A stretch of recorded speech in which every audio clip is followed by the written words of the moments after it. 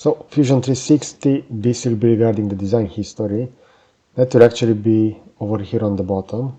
If I will click over here, I can see that I can set this to not be captured. I can also hide or inactive features, or I can do a component color swatch. Now, why is this important? In order to make sure that you can go back and modify various features, it's important to have the design history enabled. If I will go and import, in this case, a step file, so this will be a bottle cap. If I will load this, we're gonna see that within my settings in Fusion, I will still have that design history. And let's take a look at all the changes that will be done. We're gonna have them added within a timeline. So this is the bottle cap. We see the orientation is not well aligned. So this was created in SolidWorks. Now we need to rotate it. I'm gonna go and move and copy. I will select the body, select the axis. In this case, I will enable the origin. Around the red axis, which is X, I will rotate this 90 degrees. As soon as I'm gonna click OK, that will be added over here within a timeline. And if I will do another operation, in this case a translation on the z-axis 200 millimeters, we're gonna see the shadow appearing over here, but we have the bottle finish moved 200 millimeters at the top. If I'm gonna zoom extend, we're gonna see it over here. Now, since I have that design table enabled, I can always go back and go to edit feature, and I can decide that maybe I want this to only be 175, and this is why it's important to have that enabled. You can then go back and do various changes and they will update. Now let's go further a little bit. I will draw the shape of a bottle over here, so I'm gonna add a sketch. I will use the line tool and I will start a sketch like this.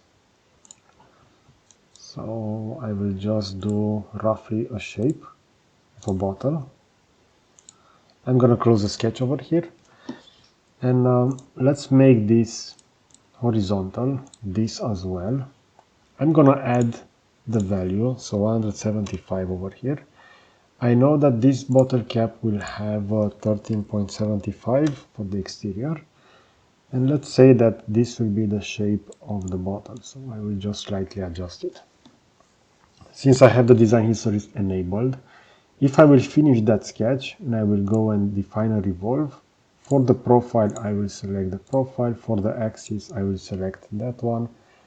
I'm gonna click OK, and we're gonna have that added over here on the bottom as a revolve. So I can always go back, edit feature, and do various changes to that. I can also go back within the sketch and I can edit the sketch, and this will also update the revolve in real time.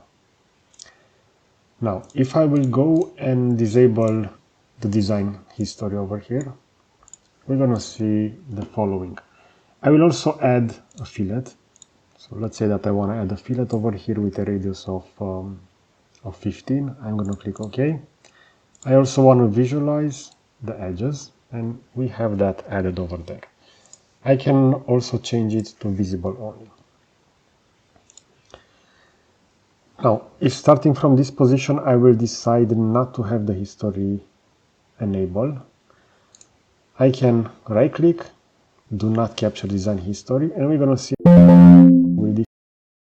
Fusion will also notify us that the timeline and all design history will be deleted and cannot be restored. All new features you create in direct modeling mode will not be tracked parametrically, so this is why it's important to try to keep the design history. I will decide that I want to delete this, and we're gonna see that the Revolve feature was added over here. If I will right click, I can't have the possibility to configure this. I can just dissolve it or delete it. I also have the fillet. In this case, we see that the fillet is still editable. So I can go within edit fillet, but I can only change the radius, not all the settings that were available previously. Let's say that I only want to change that to be 5. I can click OK, and that will be changed. So this is still editable for the fillet. but the revolve is no longer editable. Also, this was a sketch used for the revolve, as we can see it, and if I will decide that I want to change the shape of the bottle, let's say that I want to make it like this. If I'm going to click finish sketch, that revolve will no longer be linked with the sketch, so I don't have the possibility to change that. I can still go ahead and work on the solid model, as we can see over here. I have the possibility to add a fillet over here, and that will work, but it will no longer be linked to the original sketch that I used to trace that bottle.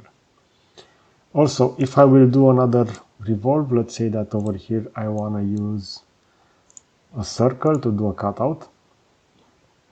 If I will activate revolve again, the profile will be that one, the axis will be the one in the middle. By default, Fusion will see that this revolve will overlap the existing one and will propose a cut in this case. So I will leave it like that. I don't want to overlap geometry over here. I could do that as well. We can also define object to cut. In this case, body 1 was automatically selected. If I'm going to click OK, this will be the profile. And you see the revolve over here again will not be configurable since I deleted that design history. You can always decide to capture the design history. For example, maybe I want to have it enabled from now on. I can do that, but it will just start from this. And as you can see, I also lost the possibility to adjust the fillet over here.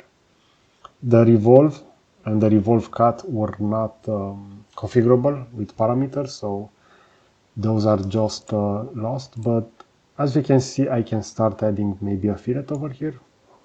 I can click OK, that will remain on the bottom as editable. I can also do the following over here, and that will again have history.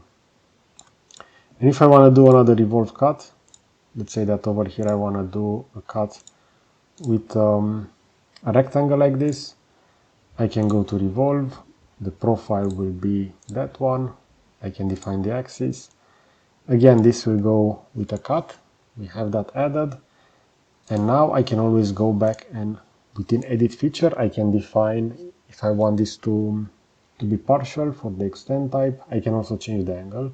Maybe I only want to cut it to 170, the direction, and so on. And this is why it's important to always maintain design history. Okay, so I hope you find this video useful. I will position a similar video over here on the left side, and I will also add a subscribe button to the right. So that's it. Thanks for watching.